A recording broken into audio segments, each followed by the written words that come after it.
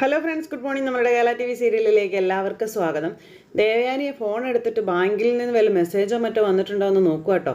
വേറൊന്നുമല്ല, ചെക്ക് പാസ്സായിട്ടുണ്ടെങ്കിൽ മെസ്സേജും കാര്യങ്ങളൊക്കെ വരേണ്ടതാണല്ലോ. ഇതെന്ത് പറ്റി? ഇതുവരെയായിട്ട് മെസ്സേജൊന്നും വന്നില്ല. അവനിനി ആ കുട്ടിക്ക് ചെക്ക് കൊടുത്തിട്ടുണ്ടായിരിക്കത്തില്ലേ? ചെക്ക് കൊടുത്തിട്ട് ഉടനെ പ്രസൻറ്റ് ചെയ്തില്ലായിരിക്കും.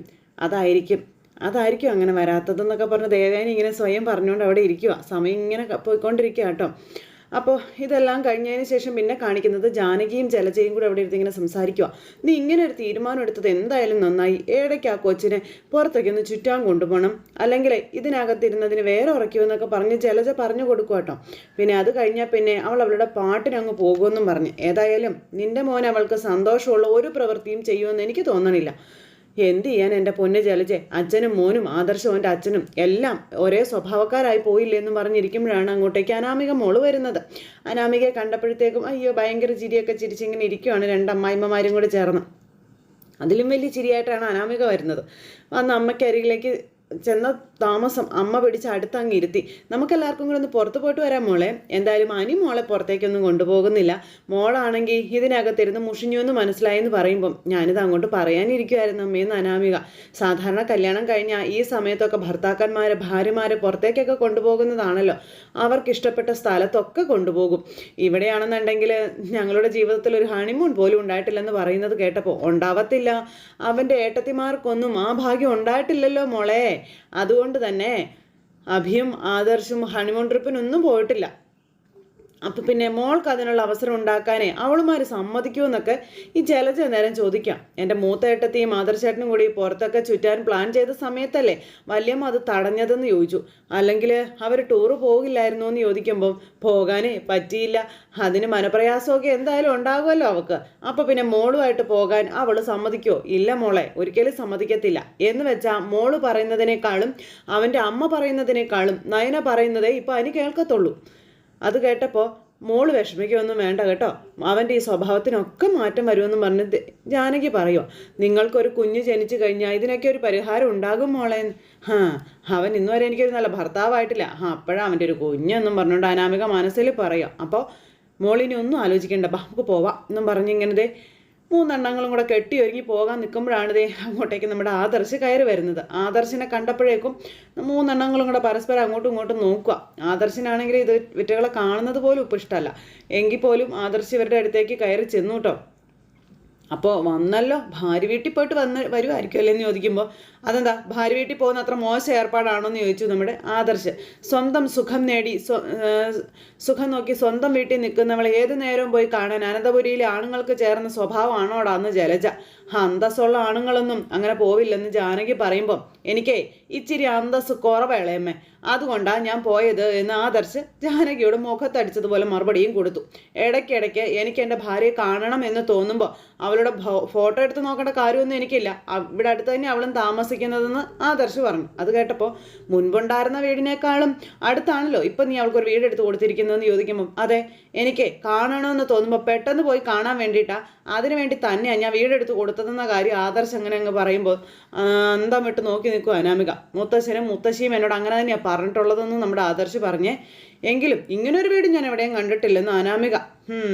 എല്ലാവരും ഇവിടെ ഒരേ തട്ടിലല്ല ഇരിക്കുന്നത്. ചിലർ ഉയർന്നിരിക്കുന്നു, ചിലർ ഇവിടെ താഴ്ന്നായിരിക്കുന്നത്. താഴ്ന്നതും ഉയരുന്നതൊക്കെ അവരവരുടെ സ്വഭാവത്തിനനുസരിച്ചാണെന്ന് ആദർശ് നേരെ അനാമികയോട് പറഞ്ഞു. എൻ്റെ ഭാര്യയുടെ തട്ട് അത് ഏത് ലെവലാണെന്ന് എനിക്ക് നന്നായിട്ട് തന്നെ അറിയാം. അത് ബാലൻസ് ചെയ്യാനും എനിക്കറിയാം. അവളെ ഞാൻ തുടക്കത്തിലെ ഒരുപാട് തെറ്റിദ്ധരിച്ചിട്ടുണ്ട്. എന്നാൽ ഇന്ന് നിങ്ങൾക്കൊക്കെ എന്ത് തോന്നിയാലും ഞാൻ പറയുക, അവളുടെ മുന്നിലേ ഞാനിപ്പോൾ ഒരുപാട് ചെറുതാ. അതുകൊണ്ട് ഞാൻ അവളുടെ മുന്നിൽ താണു തന്നെയാണ് നിൽക്കാൻ പോകുന്നതെന്ന് ആദർശ് ഇവരുടെ മുഖത്ത് നോക്കി പറഞ്ഞു. അയ്യേ എന്ന് പറഞ്ഞുകൊണ്ട് ഇങ്ങനെ അനാമിക നിൽക്കുക കേട്ടോ. ആ സമയത്ത് അങ്ങനെ ഭാര്യയുടെ മുന്നിൽ താഴ്ന്നെന്ന് കരുതി അനന്തപുരി തറവാട്ടിലെ മൂത്ത കൊച്ചുമകൻ്റെ ആത്മാഭിമാനം തളരുന്നെങ്കിൽ അല്ലെങ്കിൽ തീരുന്നെങ്കിൽ അതങ്ങ് പോയിക്കോട്ടെ, എനിക്ക് ഒരു കുഴപ്പമില്ലെന്നും ആദർശ് ഇവരോട് പറഞ്ഞു.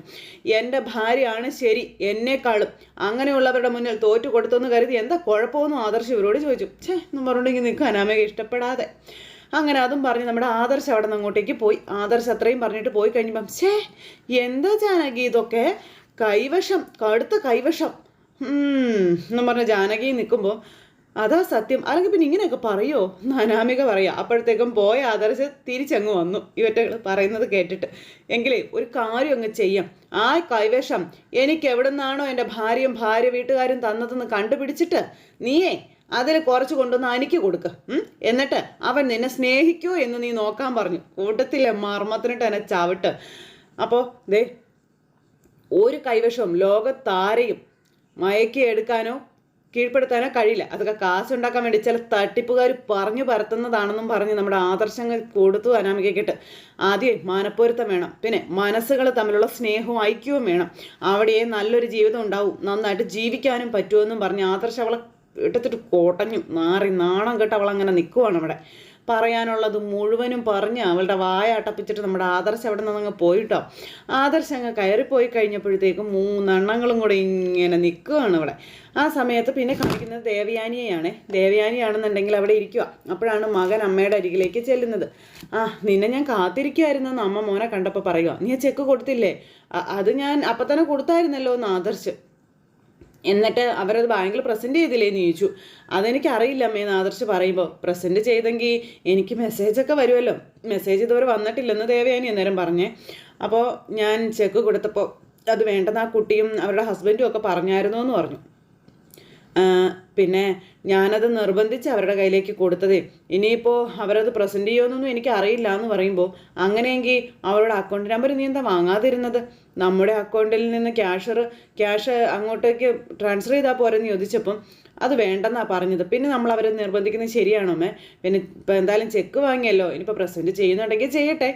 ആ പെൺകുട്ടിയുടെ ഹസ്ബൻഡിനോടൊന്ന് ഇങ്ങോട്ട് വരാനൊന്ന് പറയാമെന്ന് ചോദിച്ചപ്പോഴത്തേക്ക് ആദർശ് അതിപ്പോൾ പറഞ്ഞാലും വരുമെന്നൊന്നും തോന്നുന്നില്ല അമ്മയെന്ന് പറഞ്ഞു. അതെന്താ അങ്ങനെ?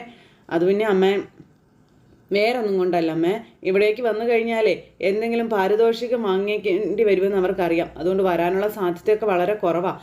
അവരൊക്കെ ഒരു പ്രത്യേക ടൈപ്പ് ആൾക്കാരാണ് അമ്മേ. സഹായത്തിൻ്റെ അതിൻ്റെ പ്രതിഫലം പറ്റുന്നത് അത് വളരെ കുറച്ചിലായിട്ട് അവർ കാണുന്നതെന്ന് പറയുമ്പോൾ അത്തരക്കാരെ നമ്മൾ മാനിക്കുക തന്നെ വേണമെന്ന് ദേവയാനി ആദർശനോട് പറയും. അപ്പോൾ അമ്മേ അവർക്കും ഇതുപോലൊരു അവസ്ഥ വരികയാണെങ്കിൽ നമ്മൾ സഹായിക്കല്ലേ വേണ്ടത് എന്നിങ്ങനെ ചോദിച്ചപ്പം വലിയ ഡിസൈൻകാരിയാണെന്നും പറഞ്ഞ് നിൻ്റെ ഭാര്യയ്ക്ക് ജോലി കൊടുക്കാൻ നടക്കുകയാണല്ലോ നീ.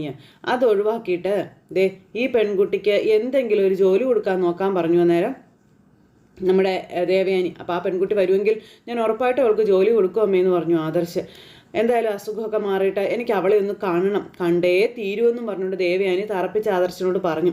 അപ്പോൾ അമ്മ ഇപ്പോൾ ആ പെൺകുട്ടിയെ പറ്റിയോ അല്ലെങ്കിൽ അവളുടെ കുടുംബത്തെ പറ്റിയോ ഒന്നും ചിന്തിക്കേണ്ട, അവരുമായിട്ട് ഞങ്ങളെപ്പോഴും കമ്മ്യൂണിക്കേറ്റ് ഒക്കെ ചെയ്യാറുണ്ട് അമ്മയെന്ന് പറഞ്ഞു. എന്ന് വെച്ച് എനിക്ക് അവളെ ഒന്ന് കണ്ടുകൂടെടാ എന്ന് അമ്മ ചോദിക്കാം മോനോട്. കാണാം, അതിനൊക്കെയുള്ള സമയം ആവട്ടെ എന്നും പറഞ്ഞ് ആദർശ് പറഞ്ഞ് അവിടെ നിന്ന് എഴുന്നേറ്റ് പോയി. അപ്പോഴും ദേവയാനി ഇങ്ങനെ ആ പെങ്കൊച്ചിനെ പറ്റി ആലോചിച്ചുകൊണ്ട് അവിടെ ഇരിക്കുക. പോയ ആദർശ് തിരിച്ചു വന്നിട്ട് ഇങ്ങോട്ടേക്ക് വരിക. വന്നിട്ട് ഇവിടെ നിന്ന് അവളുടെ അക്കൗണ്ടിൽ ഇപ്പോൾ ചെക്കിട്ടിരുന്നെങ്കിൽ അമ്മയ്ക്കും മെസ്സേജും വന്നേനെ, ചോദ്യം ചെയ്യലും തുടങ്ങിയേനെ. ഇതിപ്പോൾ സത്യം പറഞ്ഞ് അതിൽ നിന്ന് രക്ഷപ്പെട്ടു എന്നും പറഞ്ഞ് മുത്തശ്ശനോടും പറയുവാണേ. എന്ന് കരുതി പൈസ ഇടണ്ടേ മോനെ എന്ന് മുത്തശ്ശി ചോദിക്കുമ്പോൾ ഇടണം മുത്തശ്ശി, അത് ഞാൻ എൻ്റെ അക്കൗണ്ടിൽ നിന്ന് പൈസ എടുത്തിട്ടോളാം എന്ന് പറഞ്ഞപ്പോൾ അതൊന്നും വേണ്ട, മോൾക്ക് പൈസ ഞാൻ ട്രാൻസ്ഫർ ചെയ്ത് കൊടുത്തോളാമെന്ന് പറഞ്ഞു മുത്തശ്ശ അത് അവൾക്ക് ഇഷ്ടമല്ല എന്ന് ആദർശ് മുത്തശ്ശനോട് പറയാം. അപ്പം അത് നമുക്ക് ഇഷ്ടമാണ്, അറിയാലോ മോനെ. ഇത്തരക്കാരൊരിക്കലും പ്രതിഫലം സ്വീകരിക്കില്ല. കാരണം സ്വന്തം സ്വാർത്ഥതയ്ക്ക് വേണ്ടിയല്ല മോൾ ഒരിക്കലും ദേവയാനിയെ സഹായിച്ചത്. എങ്കിലും ദേവയാനിയുടെ സന്തോഷത്തിന് വേണ്ടി അവളെ സഹായിച്ച പെൺകുട്ടിയെ തിരികെ സഹായിക്കണമെന്ന് പറഞ്ഞ സ്ഥിതിക്ക് നമ്മളത് വേണ്ടത് ചെയ്തേ പറ്റുമെന്ന് മുത്തശ്ശൻ ഇങ്ങനെ പറയാം. ആരെയെല്ലാം നമ്മൾ സഹായിച്ചിരിക്കുന്നു, എത്രയെത്ര സാധു പെൺകുട്ടികൾക്ക് വിവാഹം നടത്തി കൊടുത്തിരിക്കുന്നു. എല്ലാ വർഷവും ചുരുങ്ങിയത് 10 പെൺകുട്ടികളുടെ വിവാഹമെങ്കിലും മൂർത്തീസ് ഗ്രൂപ്പ് നടത്താറില്ലേ മോനെ എന്നൊക്കെ ചോദിക്കുക. പിന്നെ അങ്ങനെയുള്ള നമുക്ക് നമ്മുടെ സ്വന്തമായ നയനമോളെയും അവരുടെ കുടുംബത്തെയും ഏതെങ്കിലും ഒരു തരത്തിൽ അല്ലെങ്കിൽ എന്തെങ്കിലും ഒരു തരത്തിൽ സഹായിച്ചല്ലേ പറ്റുമെന്ന് മുത്തശ്ശൻ ഇങ്ങനെ ചോദിച്ചു കേട്ടോ. ഗോവിന്ദനോട് ജോലിയൊക്കെ മതിയാക്കാനായിട്ട് പറ മോനെ, നീ തറപ്പിച്ച് പറഞ്ഞാൽ ചിലപ്പോൾ ഗോവിന്ദൻ അത് കേട്ടെന്ന് വരുമെന്ന് മുത്തശ്ശി പറഞ്ഞപ്പോൾ ഞാൻ പലതവണ അതൊക്കെ പറഞ്ഞതാണ് മുത്തശ്ശ. പിന്നെ ജോലിയൊന്നും ഇല്ലാതെ വീടിനകത്ത് ഇരിക്കുമ്പോൾ മുത്തശ്ശൻ പറഞ്ഞതുപോലെ അസുഖം വരുമെന്ന് തന്നെയാണ് അവളുടെ അച്ഛനും പറയുന്നത്. അപ്പോൾ അതൊക്കെ അവിടെ ഇരിക്കട്ടെ, നീ മലയ്ക്ക് പോയിട്ട് വന്നു കഴിഞ്ഞിട്ടുണ്ടെങ്കിൽ ഇനിയുള്ള പ്രശ്നങ്ങൾ രൂക്ഷമാകുമെന്നും എന്തായാലും ദേവയാനിക്ക് കരൾ ദാനം ചെയ്ത പെൺകുട്ടിയെ നീ കാട്ടിക്കൊടുക്കേണ്ടി വരുമെന്നും മുത്തശ്ശൻ പറയാം. അവൾക്ക് പകരം മറ്റൊരു പെൺകുട്ടിയെ ചൂണ്ടിക്കാണിച്ചു കൊടുക്കാനൊന്നും പറ്റത്തില്ലല്ലോ മുത്തശ്ശ എന്ന് ആദർശം നേരം പറഞ്ഞു. അങ്ങനെ ചെയ്തു കഴിഞ്ഞാൽ പിന്നെ അവളുടെ പിന്നാലെ അമ്മ പോകും, അവളെ സഹായിക്കുകയും ചെയ്യും. പിന്നെ എന്താ നമുക്കിതിനൊരു പരിഹാരം കാണാൻ പറ്റുന്നതെന്ന് മുത്തശ്ശൻ അന്നേരം ചോദിച്ചു. ഇനി നയനമോളുടെ കാര്യം അത് നമുക്കൊന്ന് പറഞ്ഞാലോ? അത് വേണ്ട മുത്തശ്ശി, അത് പറഞ്ഞാൽ ശരിയാവത്തില്ല. പിന്നെ നമ്മളെല്ലാവരും അമ്മയോട് കള്ളം പറഞ്ഞെന്ന് പറഞ്ഞായിരിക്കും നമ്മളോടൊക്കെ അമ്മ പ്രശ്നം ഉണ്ടാക്കുന്നതെന്ന് പറഞ്ഞു. ചില സമയത്ത് അവരുടെ വർത്തമാനം കേൾക്കുമ്പോഴേ സത്യം വിളിച്ചു പറയാൻ എനിക്ക് പലപ്പോഴും തോന്നുന്നതെന്നൊക്കെ പറഞ്ഞ് മുത്തശ്ശൻ ഇങ്ങനെ പറയുക. അപ്പം എന്തായാലും ഇനിയിപ്പോൾ മോൻ്റെ അമ്മയെക്കാളും പരിഗണന കൊടുക്കേണ്ടത് ഭാര്യയ്ക്ക് തന്നെയാണ്. ദേവയാനിയുടെ കാര്യങ്ങൾ നോക്കാനേ നിൻ്റെ അച്ഛനുണ്ട്. അതുകൊണ്ട് നിങ്ങൾ നിങ്ങളുടെ കാര്യം നോക്കി മുന്നോട്ട് പോകണമെന്ന് പറഞ്ഞു. അമ്മയെയും അച്ഛനെയും പാടെ തള്ളിക്കളയണമെന്നൊന്നുമല്ല ഞാൻ പറഞ്ഞത്. അവർക്ക് അവരർഹിക്കുന്ന പരിഗണന കൊടുക്കണമെന്ന് പറയുമ്പോൾ ശരി മുത്തശ്ശ, അങ്ങനെ തന്നെയാണ് ഞാനും ചിന്തിക്കുന്നതെന്ന് ആദർശ നേരം പറഞ്ഞു. പിന്നെ അവൾക്ക് സത്യം പറഞ്ഞാൽ ഞാൻ വലിയ സുഖവും സന്തോഷവും ഒന്നും കൊടുത്തിട്ടില്ല. മുത്തശ്ശനും മുത്തശ്ശിക്കും വേണ്ടിയിട്ടാണ് ഞാൻ പലപ്പോഴും അവളെ സ്നേഹിച്ചിരുന്നത്. ഇനി എനിക്ക് വേണ്ടി എനിക്ക് അവളെ സ്നേഹിക്കണം മുത്തശ്ശ എന്ന് പറഞ്ഞു. അങ്ങനെ ആ ഒരു ഇതും പറഞ്ഞ് നമ്മുടെ ആദർശ് അവിടുന്ന് പോയി. അപ്പോഴാണ് മുത്തശ്ശൻ്റെയും മുത്തശ്ശിയുടെയും കണ്ണും മനസ്സും ഒരുപോലെ നിറഞ്ഞത് കേട്ടോ. അങ്ങനെ ആ ഒരു ഇതെല്ലാം കഴിഞ്ഞ് പിന്നെ കാണിക്കും നമ്മുടെ അനി ഇങ്ങനെ ഒരു അങ്ങാടിക്കടയിൽ പോയി സാധനങ്ങൾ മേടിക്കും ഓരോന്നോരോന്നായിട്ട്. ആ സമയത്താണ് അവറ്റകളെല്ലാം കൂടി അതുവഴി വരുന്നത്. അപ്പോൾ അനിയെ കണ്ടപ്പോഴത്തേക്കും വേഗം വണ്ടി അവിടെ നിർത്തി അമ്മയെയും അങ്ങനെ പുറത്തിറക്കി. അപ്പോഴേക്കും അങ്ങാടിക്കടയിൽ നിൽക്കുന്നത് കണ്ടപ്പോൾ ആർക്കാ ഈ ഒരു അങ്ങാടിമരുന്നൊക്കെ ഇവ വാങ്ങുന്നേ എന്നൊക്കെ ഇങ്ങനെ അവരവിടെ നിന്ന് നോക്കുക. അപ്പോൾ ഇനി അവൻ്റെ മുത്തശ്ശനോ മുത്തശ്ശിക്കോ എന്തെങ്കിലും മരുന്ന് വാങ്ങണമെന്ന് പറഞ്ഞ് കാണുമോ എന്ന് ജലജ ചോദിച്ചോ. അത് ശരിയായിരിക്കും മോളെ, ആയുർവേദമാണല്ലോ അവർ സ്ഥിരമായിട്ട് ഉപയോഗിക്കുന്നേ എന്ന് ജാനകി പറയാം. അങ്ങനെ അതും വാങ്ങി നമ്മുടെ അനി പോകുമ്പോൾ അനിയെ ഇവർ ഫോളോ ചെയ്തതുകൊണ്ട് ഇങ്ങനെ നോക്കുക കേട്ടോ. എന്തായാലും അനി എങ്ങോട്ടാണ് പോകുന്നതെന്ന് നമുക്ക് നോക്കാം അമ്മയെന്ന് പറഞ്ഞുകൊണ്ട് അനാമിക എന്തിനാ മോളെ അവൻ്റെ പിന്നാലെ പോകുന്നതെന്ന് ചോദിച്ചപ്പോൾ അത് വേണം, മറ്റൊന്നും കൊണ്ടല്ല അമ്മേ, എനിക്കൊപ്പം വരാൻ അവന് സമയമില്ല. പിന്നെ അവൻ ആരുടെ പിന്നാലെ നടക്കുന്നതെന്ന് എനിക്ക് അറിയണമല്ലോ. എനിക്ക് ചില സംശയങ്ങളൊക്കെ ഉണ്ടെന്ന് പറയുമ്പം ആ സംശയം എന്താണെന്ന് എനിക്ക് അറിയാം മോളെ എന്ന് ജാനകി അങ്ങനെ ഒരു കരട് മോളുടെ ഉള്ളിൽ കിടക്കുമ്പോൾ നമ്മൾ അവനെ പിന്തുടരുന്നതിൽ ഒരു തെറ്റുമില്ലെന്നും പറഞ്ഞുകൊണ്ട് ജാനകിയെയും ചുവന്ന് വലിച്ചു കൊണ്ടുപോകുക. ഇനി എന്തായാലും ഹനി കൈവിട്ട് പോയി കഴിഞ്ഞിട്ടുണ്ടെങ്കിൽ നിന്നേക്കാളും നഷ്ടം അനാമിക മോൾക്കാ. അവൻ്റെ ഭാര്യയെയും അമ്മയെയും പറ്റിച്ചിട്ട് അവൻ ഒരുത്തിയുടെ പിന്നാലെ കിടന്ന് ചുറ്റിത്തിരിയുക. അതിൻ്റെ കൂടെ അവളുടെ അനിയത്തിയുടെ പിന്നാലെ നിൻ്റെ മോനും പോവുകയാണെങ്കിൽ കാര്യങ്ങൾ നമ്മുടെ കൈവിട്ട് പോകുമെന്നും പറഞ്ഞുകൊണ്ട് ജലജ ഇങ്ങനെ പറയുന്നു. എന്നാൽ പിന്നെ നമുക്ക് അവൻ്റെ പിന്നാലെ തന്നെ പോകാം, വാ മോളെന്നും പറഞ്ഞുകൊണ്ട് 3 എണ്ണങ്ങളും കൂടെ വണ്ടിയിലേക്ക് കയറി. അപ്പോൾ നമ്മുടെ അനി നയനയുടെ വീട്ടിലേക്ക് ചെന്നു. അപ്പം നന്ദു അവിടെ ഇരിപ്പുണ്ടായിരുന്നു. നന്ദു അനിയെ കണ്ട് ഇറങ്ങി ചെന്നു. ഏട്ടത്തിക്ക് ആയുർവേദ മരുന്ന് വാങ്ങണമെന്ന് ഏട്ടൻ പറഞ്ഞായിരുന്നു. പിന്നെ ഞാനതൊക്കെ വാങ്ങിച്ചിങ്ങ് പോരുമായിരുന്നു എന്ന് പറഞ്ഞു അനി നന്ദുവിനോട്. ഏട്ടനതൊന്നും അറിഞ്ഞിട്ടില്ല എന്ന് പറയുമ്പോൾ അച്ഛനും അമ്മയും ഇവിടെ ഇല്ല എന്ന് പറഞ്ഞു. അവരെവിടെ പോയതാണെന്ന് ചോദിച്ചപ്പം അവർ ബാങ്ക് വരെ പോയതാണെന്ന് പറഞ്ഞു. ഏട്ടത്തി എന്തിയെ? അപ്പോൾ ഏട്ടത്തി അകത്തുണ്ടെന്ന് പറഞ്ഞു. ഇതങ്ങ് പിടിച്ചോ, ഞാൻ നേട്ടത്തെ കണ്ടിട്ട് വരട്ടെ എന്ന് പറഞ്ഞ് ഏട്ടത്തിയെന്ന് വിളിച്ച് അനി അകത്തേക്ക് ചെല്ലും. അപ്പം അതിനെങ്ങനെ പതുക്കെ നടന്നു വരിക. ഏട്ടത്തിക്ക് ഇപ്പം എങ്ങനെയുണ്ടെന്ന് ചോദിച്ചു. എനിക്കൊരു കുഴപ്പമില്ലാന്ന് നയന പറഞ്ഞു കേട്ടോ. ഈ സമയത്ത് നന്ദു ഇങ്ങനെ വന്ന് നിൽക്കുക. അതുകൊണ്ട് ഇനി എൻ്റെ കാര്യങ്ങൾ തിരക്കാനായിട്ട് ഇടയ്ക്കിടെ ഇങ്ങോട്ട് വരണ്ട എന്ന് അനിയോട് നമ്മുടെ നയനെ ഇങ്ങനെ മുഖത്ത് നോക്കി പറയാം. അനി വരുന്നത് എനിക്ക് ഇഷ്ടമൊക്കെയാണ്, എന്നാൽ അതിഷ്ടപ്പെടാത്ത ഒരുപാട് പേരുണ്ട് അവരുടെയൊക്കെ മുഖം അത് നമ്മൾ ഓർത്തേ പറ്റുമെന്ന് നയന പറയുമ്പോൾ തെറ്റിദ്ധാരണകളിലൂടെ മുന്നോട്ട് പോകുന്നവരെ തിരുത്താനൊന്നും പറ്റത്തില്ലല്ലോ ഏട്ടത്തി, എനിക്കതിന് താല്പര്യമില്ല എന്ന് പറഞ്ഞു.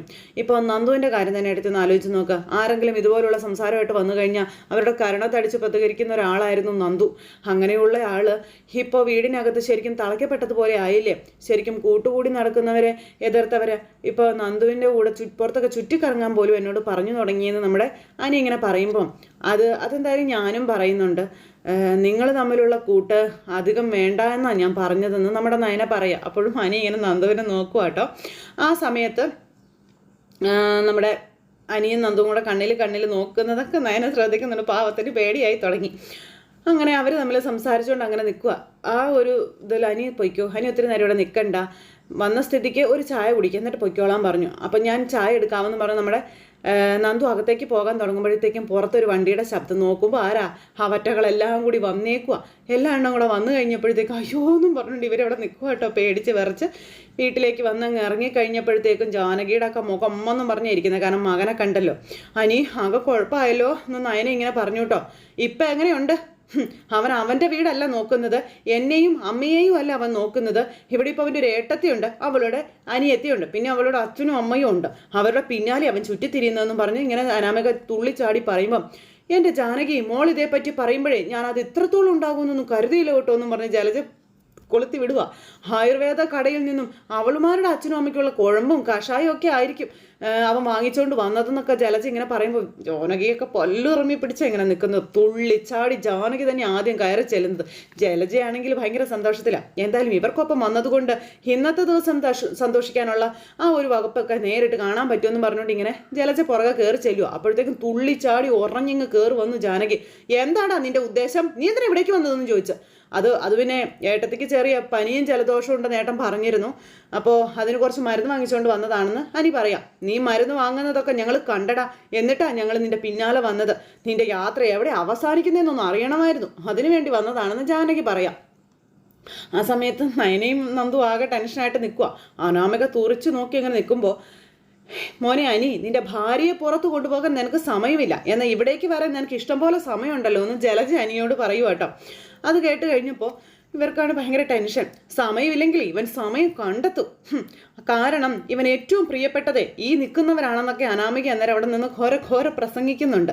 നന്ദു ഒരക്ഷരം മിണ്ടുന്നില്ല കേട്ടോ. ജാനകി ഇങ്ങനെ അടിമുടി നോക്കുക. അല്ല, രണ്ടുപേരുടെ കുറവുണ്ടല്ലോ, കളവനും കളവി എവിടെ പോയെന്ന് ചോദിച്ചു. എനിക്ക് ദേഷ്യം വന്നു അവളുടെ വായിൽ നാക്കിലെ വർത്താനം കേട്ടിട്ട്. നിന്റെ അച്ഛനും അമ്മയും എവിടെയാണെന്നാ ചോദിച്ചതെന്നും പറഞ്ഞുകൊണ്ട് അനാമിക അന്നേരം വലിയ ആളാവും കേട്ടോ അവിടെ കിടന്നിട്ട്. അനാമികയെ നിർത്താൻ പറഞ്ഞു അനി. അപ്പം എന്തിനാടാ നിർത്തുന്നത്? ഇവരുടെ അമ്മ ഏതാണ്ടും പറഞ്ഞെന്നും പറഞ്ഞാൽ നീ മോളുടെ കരണത്ത് തലിയില്ലേടാ എന്ന് ജാനകി അന്നേരം ചോദിച്ചു കേട്ടോ. അത് അനിയോട്. ഇപ്പോൾ ഇവളുമാരുടെ അച്ഛനും അമ്മയും ഇവിടെ ഉണ്ടെങ്കിൽ മോള് പറഞ്ഞതിനേക്കാൾ കൂടുതൽ അവരുടെ മുഖത്ത് നോക്കി എനിക്ക് പറയാനുണ്ടെന്നും പറഞ്ഞുകൊണ്ട് ജാനകി വലിയ ആളാകുക. ഇവളെ പറഞ്ഞ വാക്കിന് പിന്നെ പാഴായ 2 ജന്മങ്ങളാ അവരെന്നൊക്കെ പറഞ്ഞുകൊണ്ട് എന്നെയും നവിയേച്ചിയൊക്കെ എന്ത് വേണമെങ്കിലും പറഞ്ഞു. പക്ഷേ എൻ്റെ അച്ഛനെയും അമ്മയെയും ഒന്നും പറയരുതെന്ന് നയന പറഞ്ഞു. അവർ നിരപരാധികളാണെന്നും. അപ്പോഴേക്കും പിന്നെ നിരപരാധികൾ, നിനക്ക് നിന്റെ ചേച്ചിക്ക് മുകളിൽ ആരും അനന്തപുരം തറവാട്ടിലേക്ക് വരാൻ പാടില്ല. അതിനു വേണ്ടി നീ എൻ്റെ ഭർത്താവിനെ ഇടയ്ക്കിടയ്ക്ക് ഇവിടേക്ക് വിളിച്ചു വരുത്തല്ലേ, നീ അകത്ത് ഒളിച്ചിരുന്നിട്ട് ഇവർക്ക് പരസ്പരം കാണാനുള്ള അവസരം ഒരുക്കി കൊടുക്കുകയാണെന്ന് പറഞ്ഞ് നയനയോട് പറയുക ഈ അനാമിക. നിന്റെ അച്ഛനും അമ്മയ്ക്കും അതിൽ പങ്കുണ്ടെന്നൊക്കെ പറഞ്ഞു. അപ്പം നിർത്തടി എന്ന് പറഞ്ഞുകൊണ്ട് നമ്മുടെ നയനെ അങ്ങ് അനാമികയോട് പറഞ്ഞു. എനിക്ക് തീരെ സുഖമില്ല, എങ്കിലും മുഖത്ത് നോക്കി അനാവശ്യം പറഞ്ഞ അത് ഞാൻ കേട്ടോണ്ട് നിൽക്കില്ല, സഹിക്കുമെന്ന് നീ കരുതണ്ടാന്ന് പറഞ്ഞു നയന. അപ്പം ഇത് എനിക്കും സഹിക്കാൻ പറ്റുന്നില്ലടി എന്നും പറഞ്ഞു അനാമിക തുള്ളുക. കള്ളം പറഞ്ഞ് അനന്തപുരം കയറിയവളാ നീയും നിന്റെ ചേച്ചിയും ഒക്കെ. നിന്റെയൊക്കെ കയ്യിൽ എന്തോരം കയ്യിലിരിപ്പുണ്ടെന്ന് എനിക്ക് അറിയാവടി. അതിന് പിന്നാലെ ഇവളെയും കൂടെ കൊണ്ടുവരാനുള്ള ശ്രമമോ നീയൊക്കെ നടത്തുന്നതെന്നും എനിക്ക് അറിയാമെന്നും പറഞ്ഞായി പിന്നെ അനാമിക. എന്നും പറഞ്ഞുകൊണ്ട് അനി ഇങ്ങനെ നിൽക്കുക. തീർച്ചയായിട്ടും മലയ്ക്ക് പോകുക. ആ തക്കം നോക്കി നീ ഇവിടേക്ക് വന്നത് മലയ്ക്ക് പോകുന്ന ആളിനോടുള്ള സ്നേഹം കൊണ്ടൊന്നും അല്ലെന്ന് ഞങ്ങൾക്കറിയാം. പകരവേ നിന്റെ മുൻ കാമുകന്മാർ പലരും ഈ പരിസരത്തുണ്ടാകും, അവരുമായുള്ള പരിചയം പുതുക്കാൻ നീ ഇവിടേക്ക് വന്നതെന്നൊക്കെ പറയുമ്പോൾ എന്നും പറഞ്ഞ് നയനെ ഇങ്ങനെ നിൽക്കുക കേട്ടോ. ഒന്ന് നിർത്തുന്നുണ്ടോ എന്ന് ചോദിച്ചു അനി. അപ്പം എന്തിനാടാ ഞാൻ നിർത്തുന്നേ? ഞാൻ പറഞ്ഞത് സത്യമാണെന്നും പറഞ്ഞു അനാമിക കിടന്ന് ഉറഞ്ഞു തുള്ളുവാണ് അവിടെ കിടന്ന്. നമ്മുടെ കല്യാണം കഴിഞ്ഞ ശേഷം നീ ഇവളെ കാമുകയായിട്ട് തന്നെ കരുതുന്നില്ലേ എന്ന് ചോദിച്ചു. നന്ദുവൊക്കെ വായും പൊളർന്ന് ഇങ്ങനെ നോക്കി നിൽക്കുക കേട്ടോ.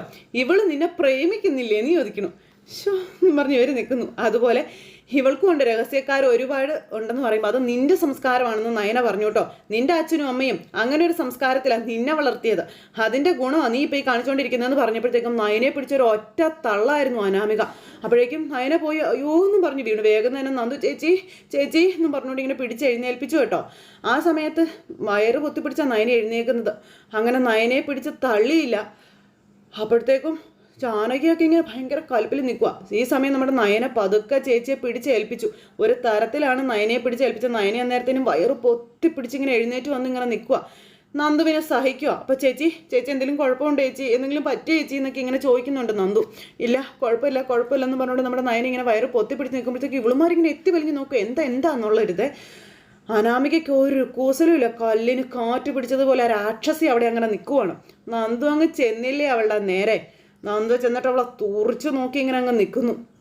ഈ സമയത്ത് എന്താടി നീ നോക്കി പഠിപ്പിക്കുന്നത്? നിനക്കെന്നെ തല്ലണമെന്ന് തീർന്ന് വായിലേക്ക് ഇട്ടില്ല. കൂട്ടത്ത് അവളെ ചെവിക്കല്ല് തീർത്ത് ഒരൊറ്റ ആട്ടിച്ച് വീഴ്ത്തിയ അവളെ നമ്മുടെ നന്ദു. അങ്ങനെ നന്ദുയുടെ കയ്യിൽ നിന്ന് കരിങ്കല്ല് പോലത്തെ നന്ദുവിൻ്റെ കയ്യിൽ നിന്ന് ഒരു അടി മേടിച്ച് നല്ല സുഖിച്ച് അവളങ്ങനെ നിൽക്കുക. എങ്ങനെ അവൾ നയനയെ പറഞ്ഞോ ചെയ്തോ, നയനക്കെട്ടുള്ള കൊടുത്തതിൻ്റെ 10 ഇരട്ടി നന്ദു അവൾക്കിട്ട് കൊടുക്കാനിരിക്കുവാണ്. അപ്പോൾ ഇതിപ്പോൾ ഒരു സാമ്പിൾ വെടിക്കെട്ടേ ആയിട്ടുള്ളൂ. ഇനിയിപ്പോൾ നമ്മുടെ വെട്ടിക്കെട്ട് തുടങ്ങാൻ പോവാം. അപ്പോൾ എല്ലാവരും ഒന്ന് കാത്തിരുന്ന് കണ്ടേരായിട്ട് എല്ലാവർക്കും നല്ലൊരു ദിവസം ആശംസിക്കുകയാണ്. Thank you.